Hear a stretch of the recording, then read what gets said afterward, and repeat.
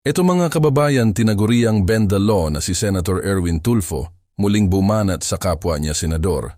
Ayon kay Tulfo, may ibinunyag na di umano'y hinarangan ng minorya ang nakatakdang pagdinig ng Blue Ribbon Committee sa susunod na linggo kaugnay sa nasabing flood control scandal. Ayon sa tinaguriang bend the law ng Senado, kung ayaw daw ng minorya ang BRC hearing ay sila mismo ang dapat magpaliwanag sa publiko. Matapos daw akusahan ang mayorya na may tinatago panoorin. Attempts na harangan yung Blue Ribbon investigation. Actually po, ang humaharang, to tell you the truth, honestly po, yung kabila eh. It's not us po sa majority. I will not name names po, but the truth of the matter is, and real talk lang po, sila na po ngayon nakikiusap na wag na ho natin ituloy yung Blue Ribbon. And I was saying, kung gano'n, dapat kayo magsabi niyan. I mean, kayo yung inudyok-udyok niyo itong leadership ni Senator Win. Pati ako, sasabihin niyo, tinatago namin. Yung pala, may plano sila, wag na raw ituloy muna. Wag na raw ituloy yung Blue Ribbon hearing. Eh sabi ko, ano ba talaga? You have to explain it to the media, you have to explain it to the public na kayo naman ang ayaw. Sila naman ang ayaw ngayon. Kaya hindi ko maintindihan eh. Ano ba talagang gusto niyo? May reason po ba binigay bakit po ayaw lang na nila mag-Blue Ribbon daw? Obvious. Dahil po ba tag-reason? Obvious. Kailangan ko sinong pinapaimbestiga, sinong tinutumbok na Senator Lacson. Ayan po mga kababayan, habang may matinding buwelta naman ang netizens sa pahayag na yan ni Senator Bend the Law, ito ang una, hindi siguro nakainom ng gamot yan. May nagsabi namang binabaliktad naman ang naninira lang sa'yo tulad mo. Hahaha, korek ka dyan. Malakas ang tama uplok si Lawbender.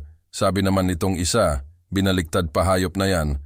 Mga Tulfo sangkot sa flood control budget. Habang may nagsasabi naman na hindi pa yan nakarobust, sabay reply naman ng isa na nakainom naman kaso overdose ng robust. So anong masasabi nyo dyan? Mga kababayan, overdose na nga ba ang tinaguriang bend the law ng Senado samantala? Ito mga kababayan, Senator Rodante Marcoleta nagsalita. Sir, so far po, kamusta po kayo ngayon, sir, na gumugulong na po yung process po dito sa Sandigan Bayan regarding nga dito po sa ina-allege sa inyo? Oh, ako sasagot. Doon sa kwarto niya, napakainit. And, dito? Dito. Ay, hindi, sitwasyon mo niya sa kwarto niya. Mainit yung kwarto niya. And kung nga nagulat, si Manny Punuan, nandun pa rin sa ospital, 2 buwan, sa 1 linggo lang. And, siyempre, senador naman si Senator Marcoleta, parang masyadong deprive ang taong bayan dun sa boses niya, lalo dun sa impeachment process. Hindi ako nalulungkot na kalagayan namin ay ganito. Kung makikita niyo yung suit-suit namin, nakalagay PDL, alam na ninyo ibig sabihin doon. People deprived of liberty. Persons deprived of Persons are deprived of liberty.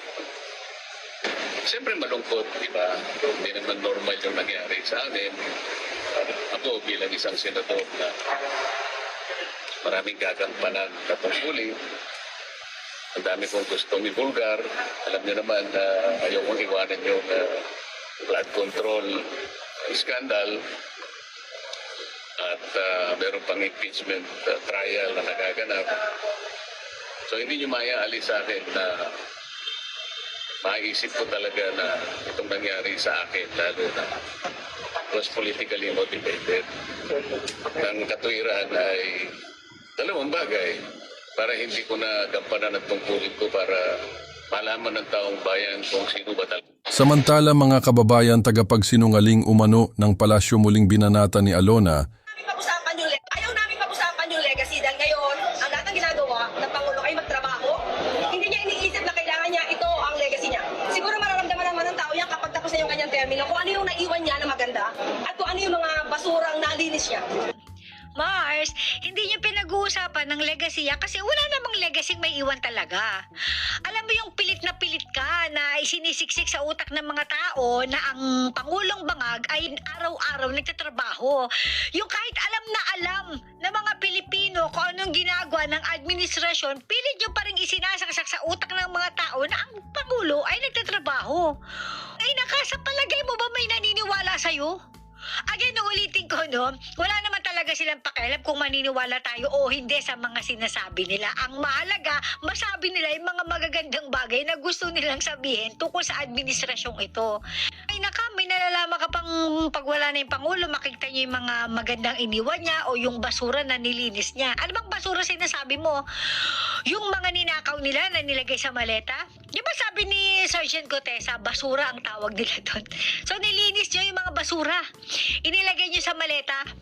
Tapos pagtapos na yung termino ni Bangag, makikita yung magandang ginawa niya. Ulul! Sa totoo lang, hindi nga kailangan ng SONA.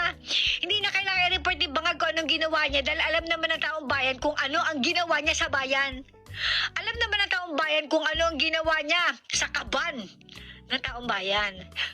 Diba? Yung legasya, puta na mo, pag nanakaw ang legasya, mula pa sa tatay hanggang sa anak, hayop. Puta, ito gaga.